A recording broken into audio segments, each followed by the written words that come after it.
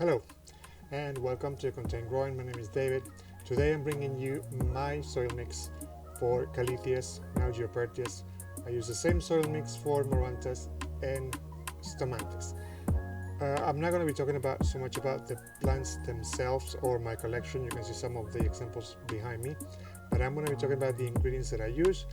I am trying a new mix, but it's basically the same that I had that I used last year. I can tell you what I did last year, and I already used all that. Last year I put 2 parts of peat moss, 2 parts of cocoa coir, 2 parts of perlite, one part of vermiculite, a part of bark, a part of shroom compost, and 1 part of worm castings.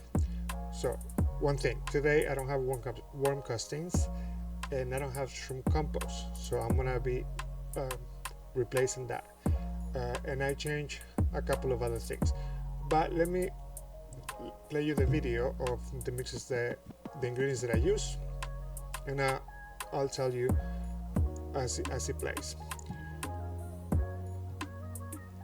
So right now I use this container as a measuring cup.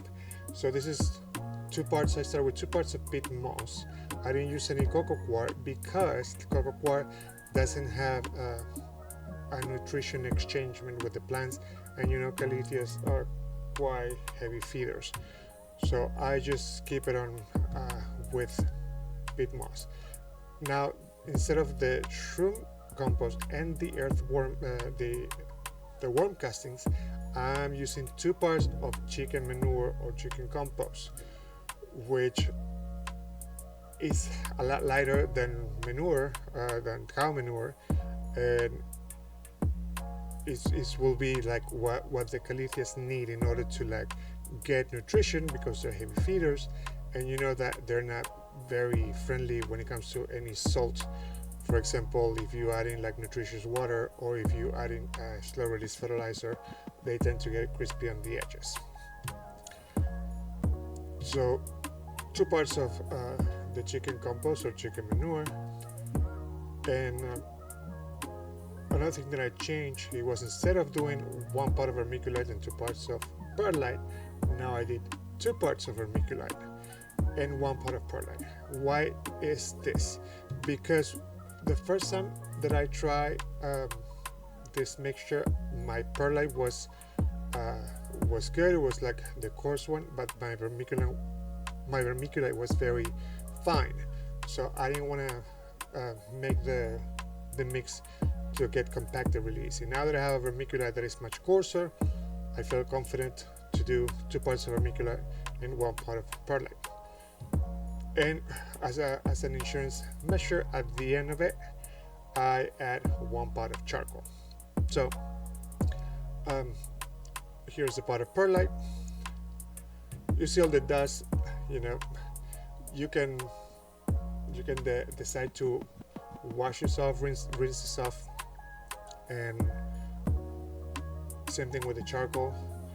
But at the end of the day, every time that you get on that box, all that fine stuff, it goes to the bottom of the box, so it's not really going in your plants. Because when I do the repots, what I end up doing is like I add extra stuff, which I want to talk about in a little bit, and that's when I can see if there's too much loose material that needs to be addressed. But it always goes to the bottom of the container, so there's no need, for me, in my opinion, there's no need to wash that off.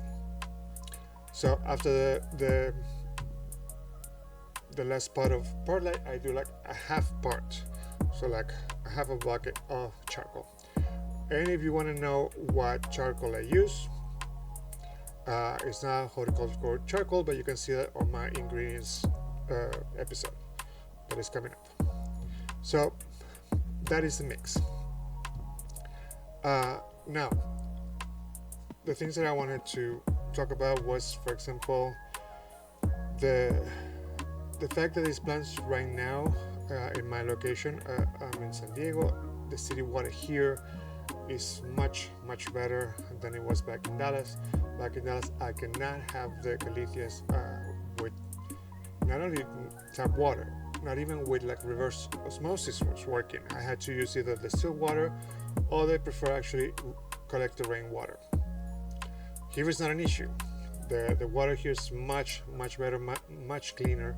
It doesn't have that many salts, and you can see that there are some of them that need a little bit of a cleanup, but you can see like the plants, the foliage is clean, is healthy, and I haven't done any trimming or anything.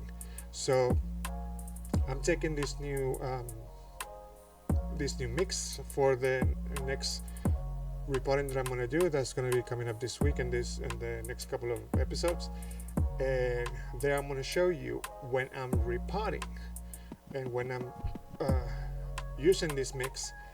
I'm gonna add mosquito bits because I keep the Calateas, most of them inside, and you don't want fungus gnats. I use systemic insecticide because my Calateas here tend to get attacked by mealybugs. They're extremely annoying. So, and you know how annoying it is to clean mealybugs. And last but not least, I use also at the time of the repot mycorrhizae in the roots, so they get a little incentive in the kickoff after the transplant. So that's all for now. If you like this, if you find it useful, please drop a like. Consider to subscribe so you can get notifications of my uploads every time that I get with a new episode. Your support means the world to me. This is all what I'm doing right now, and share with your friends, share with your family, or anyone that you know that is enthusiast and like plants, especially if they're a little temperamental like my friends behind me.